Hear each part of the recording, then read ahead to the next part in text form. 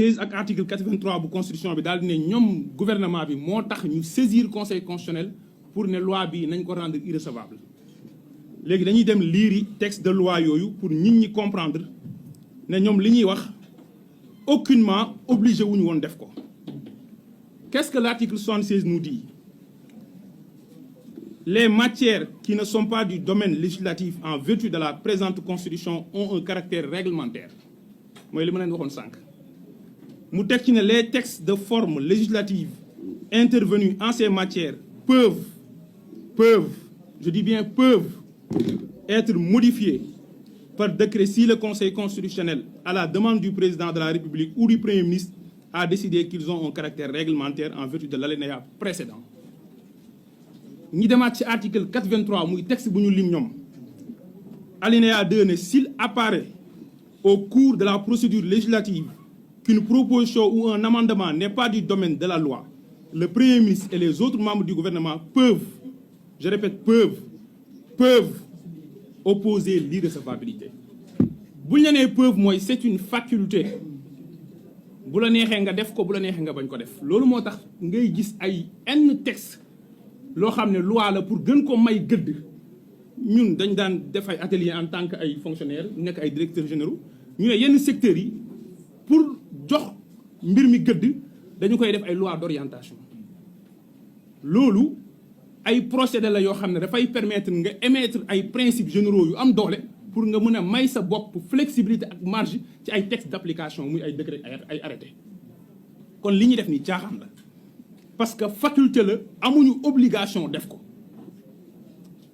li ci des nag mooy dañu ne texte bi ñoom seen domaine la du domaine u assemblée may wax sénégalais yi nañ leen leeral ne loolu méngoowul ak dëgg pourquoi méngoowul ak dëgg li nekkul ci communiqué gouvernement bi mooy li ñu dugal ñoom ci seen amendement bu njëkk bi ñu ñëwee commission mooy lan nañu fa wax dañu ne yéen a ngi laal mbirum exécution wu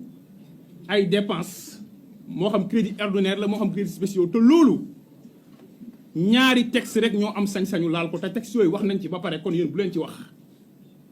ñu ne leen texte yooyu yéen ak yàlla ñu ne la loi numéro 2020-07 du 26 février 2020 portant relative aux lois organiques la loi organique relative aux lois de finances mooy loi organique 2020-07 du 26 février 2020 relative aux lois de finances ñaareel bi ñu cité décret 2020-978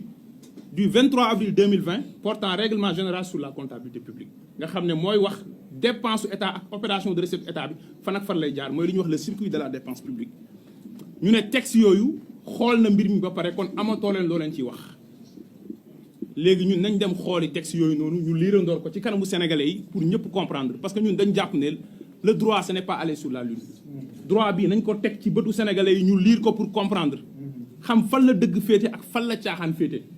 xam ñan ñoo bëgg mbir yu leer ak ñan ñoo xam ne caisse noire bi nee nañ dafa war a continuer du noir ba léegi ak ñan ñoo bëgg caisse bi nekk caisse blanche. alors bu ngeen demee ci loi organique relative aux lois de finances en son article 2 mu ngi ci internet bi daf ne les modalités d'application des dispositions de la présente loi organique sont définies dans les textes subséquents notamment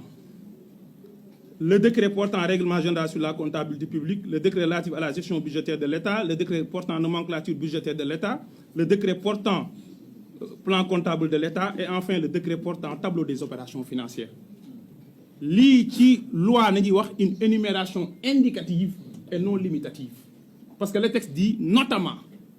mu ne loi organique bii ngeen ne moom moo war a wax ci lépp lu jëm ci exécution wu crédit ordinaire yi comme spéciaux yi maanaam alalu réew mi ci domaine yëpp ñu ngi koy voté waaye dina am ay texte d'application yi moo tax loi organique la texte d'application yi mën na nekk ay loi ordinaire te assemblée lu mu dugal loi ordinaire wala du loi ordinaire texte d'application yi mën na nekk ay décret aussi mu cité la ay décret mais am na yeneen décret yoo xam ne day ñëw te joteewul ak lii kese kon texte bii moo leen njëkk a weddi ci li ñu wax beneen bi mooy dañ ñu renvoyer ci décret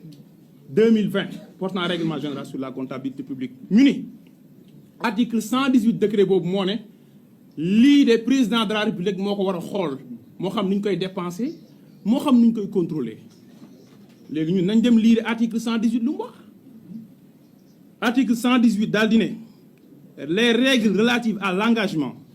à la liquidation, à l'ordonnancement et au paiement sont applicables à l'ensemble des dépenses publiques de l'État. mu teg ci ne toutefois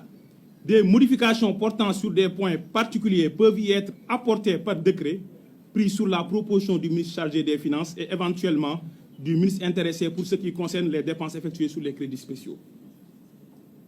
li mu cité nag ñeent yooyu mu cité muy ordonnancement liquidation engagement ak paiement étudiants yi def droit yëpp dès la première année bu ñuy def cours finance publique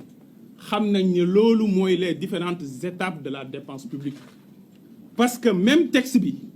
bu ngeen demee ci article 84 moo lay wax ne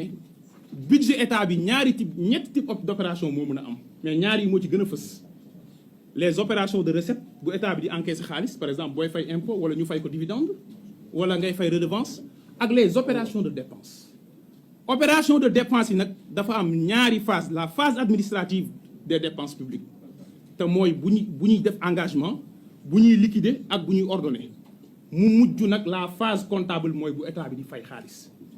ñeenti phase yii moom la article 118 répété waatal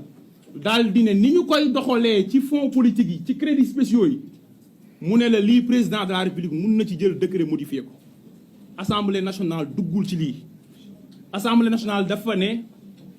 man dama bëgg a indi texte de loi pour wax lan mooy crédits spéciaux lan mooy crédits spéciaux lan moo koy firi lan lay firi signification crédits spéciaux lan mooy le champ limitatif des dépenses éligibles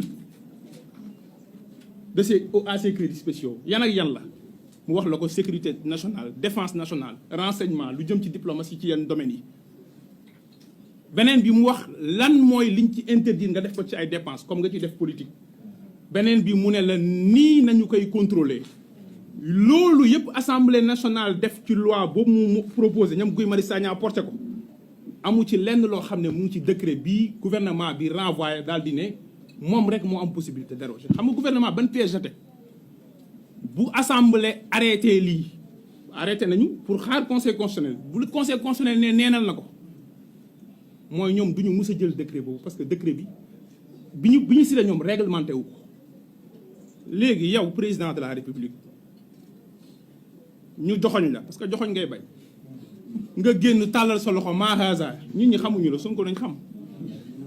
sénégalais yi fal la nga présenté leen programme boo xam ne copie collé programme Sonko 2019 la et pour sénégalais yi voté la dañ ne diw mooy diw loolu maire yi sax defuñu leen ko te bëri na maire yi fi Sonko fal ñu fal la sur la base de ce programme nga wax sénégalais yi ne dans les 3 années successives suivant mon élection dinaa fexe ba